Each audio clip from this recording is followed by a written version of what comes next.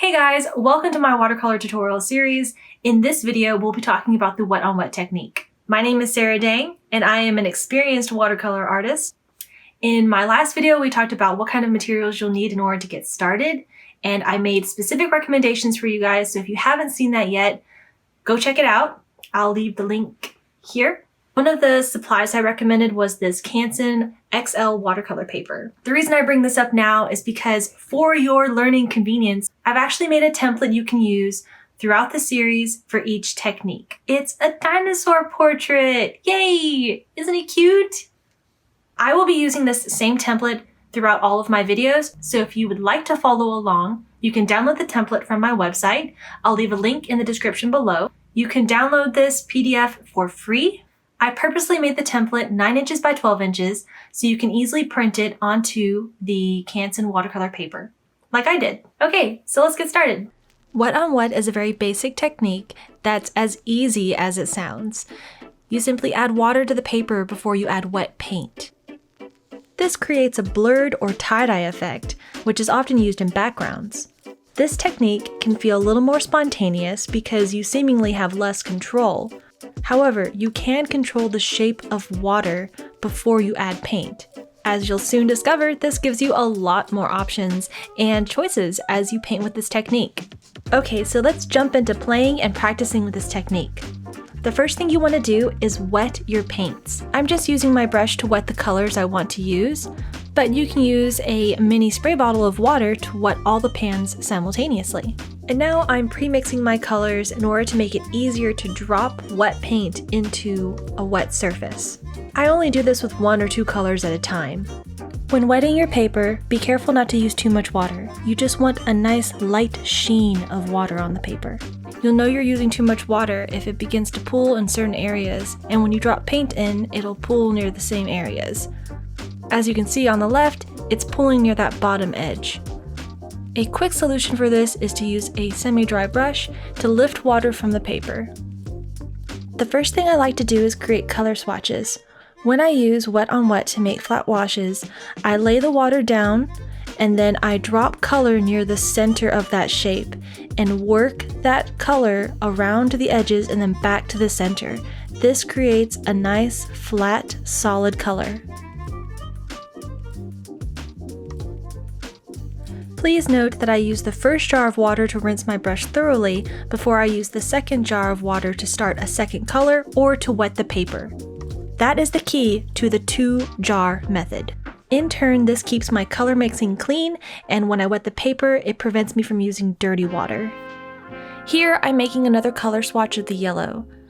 I recommend testing your colors before you go into your main piece because watercolor tends to dry much lighter than how you see them initially when they're wet. A very easy and fun thing you can do is create pattern using negative space. You can accomplish this by dropping small amounts of color into a wet surface. The color will naturally span out and blur, but there will be white space in between, creating this really interesting pattern. Another version of this method is using more than one color to create a pattern. You'll drop color onto the wet surface, and then when you clean your brush with the first and second jars of water, you'll drop a second color in the white spaces between the first drops of color.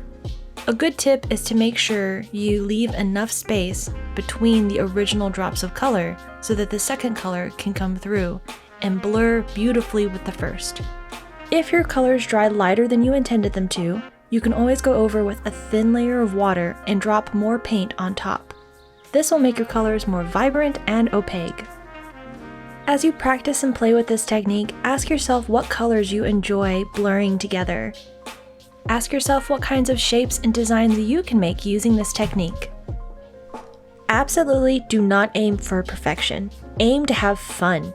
This is a chance for you to discover what you like and don't like about this technique, and how you can use it as you learn more about painting in watercolor.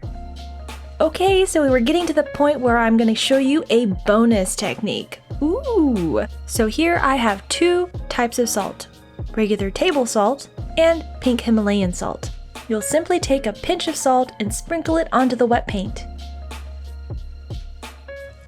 The salt will absorb the water and paint as it dries. When it's completely dry, you can use the back of your brush or your finger to gently remove the salt from the paper. You're left with this amazing texture that you can use on backgrounds or on certain animals or trees. With watercolor, you want to work light to dark. The reason why is because as you paint darker colors over lighter colors, they overlap and can consume that lighter color. In reverse, a lighter color over a darker color will only create a shadow. Okay, let's apply what we've learned to this dinosaur portrait. We're going to paint this dinosaur in sections, starting with the spikes that go over his head and down his back. I am simply painting triangular shapes of water and then dropping my choice of color into each wet surface.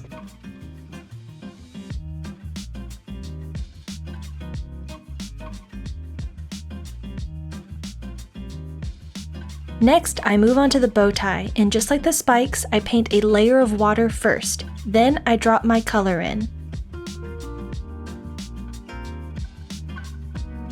I gently sweep the color around the shape of the bow tie, and then pull it back to the center of the bow tie. This way the color disperses evenly and I get a nice flat color. Then I start on the first part of his face. I don't paint water all over his skin, only the spots that I know I'm going to get to, which is about where his eye is. Then I drop in my color.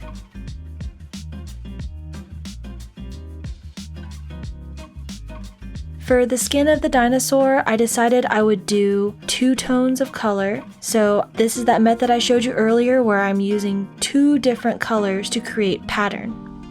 Then I lay down more water as I go in sections, and then I drop in more color again, and then I repeat the process until I've painted all surfaces of his skin.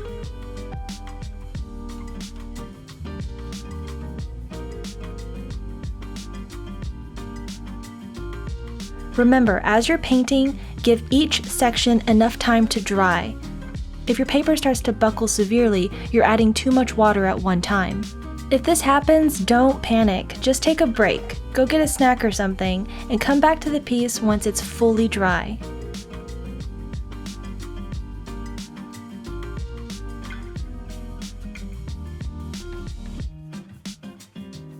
Now let's try using that bonus technique. After using wet on wet, add some table salt and let the magic happen. Gently rub away the salt once the paper is completely dry. As your sections dry, you can go back over with a thin layer of water and more paint in order to make those sections more vibrant.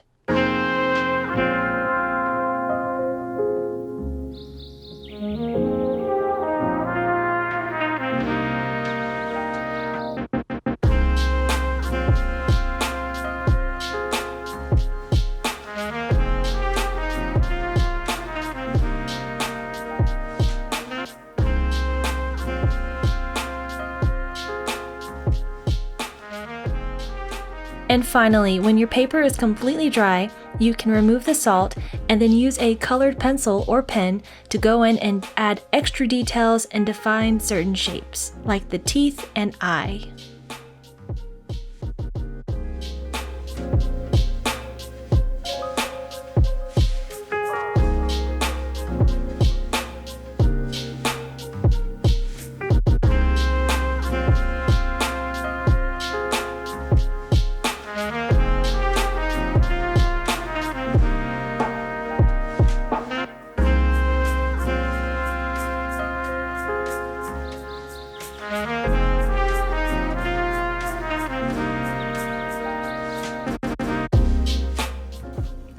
Well guys, I hope you enjoyed this video. If you found it useful, please give it a thumbs up and consider subscribing. Hit the bell in order to get notified for my next video. In my next video, I'll be talking about dry on wet technique and how you can master it. And I have an extra bonus technique to show you as well. Thank you for watching. Okay, bye-bye.